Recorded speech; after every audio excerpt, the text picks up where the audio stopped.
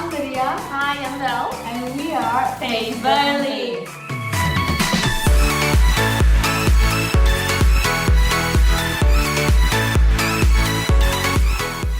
So guys, the theme for this week is joy. And now we got a question for you. What is joy for you? So we want you to talk to your partner about it, maybe share a little bit of a joyful moment that you had in your life. So go for it.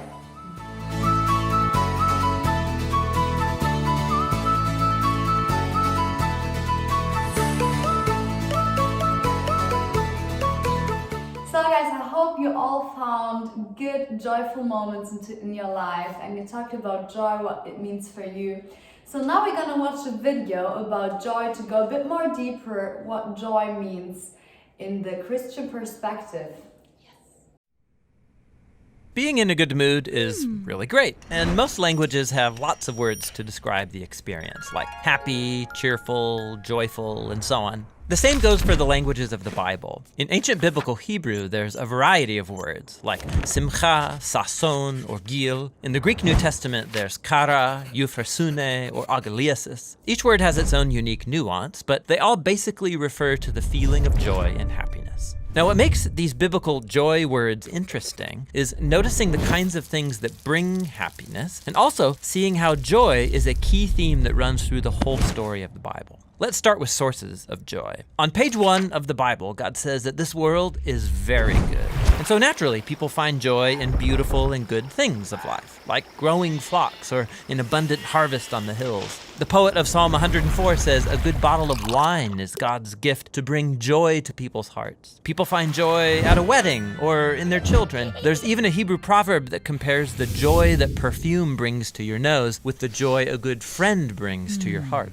However, human history isn't just a joy fest. The biblical story shows how we live in a world that's been corrupted by our own selfishness. It's marked by death and loss. And this is where biblical faith offers a unique perspective on joy. It's an attitude God's people adopt, not because of happy circumstances, but because of their hope in God's love and promise. So when the Israelites were suffering from slavery in Egypt, God raised up Moses to lead them into freedom. And the first thing the Israelites did was sing for joy. Even though they were in the middle of a desert, they were vulnerable, the promised land was still far away, they rejoiced anyway.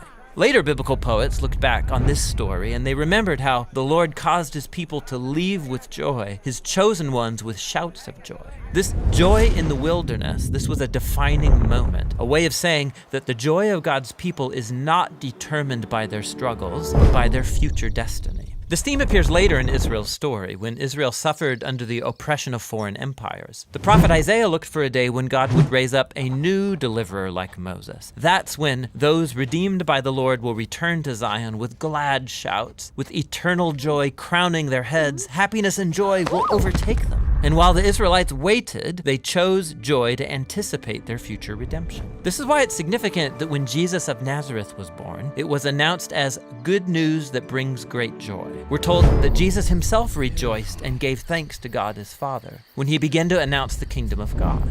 He even taught his followers the same joy in the wilderness, saying, "When people reject you or persecute you for following me, rejoice, be very glad, because your reward is great in heaven." After his death and resurrection, Jesus commissioned his followers to go out and announce the good news that he was the risen King of the world. And as they did so, the early Christian communities were known for being full of joy, even when they were persecuted. Like when the Apostle Paul was sitting in a dirty Roman prison, he could say that he's chosen joy, even if he gets executed. He called this the joy of faith, or joy in the Lord.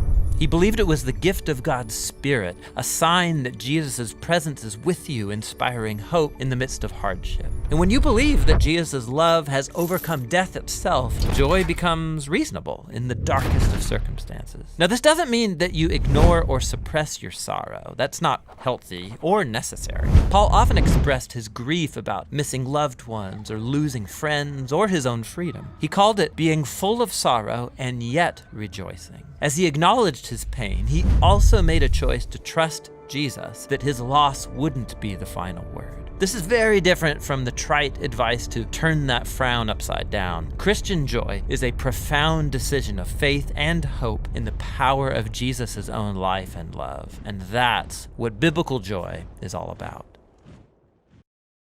So guys, I hope you could share amazing stories about joy and what joy means for you. Now we're gonna answer what joy means for us.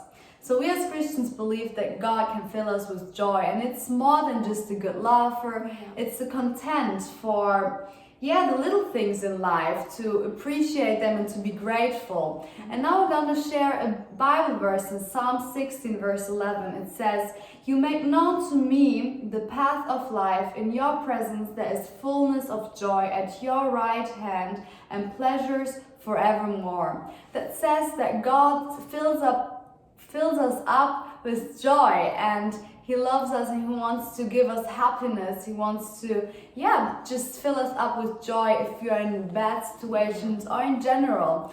So for us, joy means more than just happiness. It means to be grateful for small things in life, and it's so important to keep that in mind. Yeah, so the thing is, it's normal for us to have struggles and to have bad moments, and it's okay. But we believe that God can help us through that moment to be filled with joy.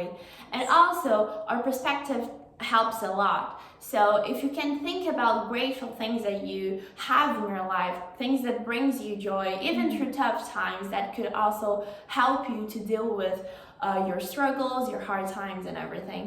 So our challenge for you this week is before going to bed, before falling asleep, after your day is over, to think about at least three things that you can think of that you're grateful for. So think about that and maybe share a little bit with your friends. You can all do this exercise and then the next morning say, hey, I thought about like three things that I was grateful for yesterday and it brought me joy. Yes. So you also could share it with us. We are every Friday and lunchtime there for you. We have our Christian Union, our lunch club, whatever it is called. And we have Wednesdays, the Connect Club, which is amazing to connect with people who share the same faith. And the youth church, of course, is on the 1st, on the 3rd Thursday of the month. Join it, and we'll see you there. Bye!